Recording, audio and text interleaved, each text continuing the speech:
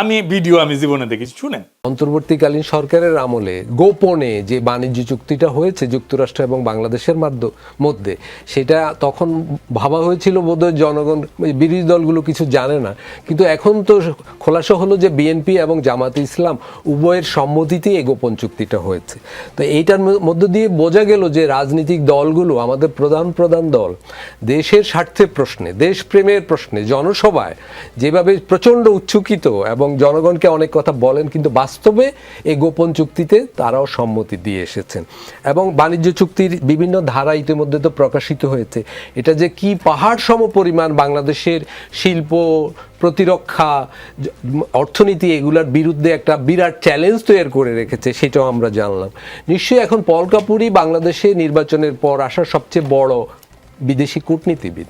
উনি চাইবেন বাংলাদেশকে যুক্তরাষ্ট্রের স্বার্থের কথা বলতে এবং বাণিজ্য চুক্তিটা বাস্তবায়নের এগিয়ে নিতে। কিন্তু মুশকিল হলো এই চুক্তি তো বাংলাদেশের স্বার্থের বিরুদ্ধে এবং এখনও বাংলাদেশের সরকারিভাবে পুরোপুরি প্রকাশিত হয়নি।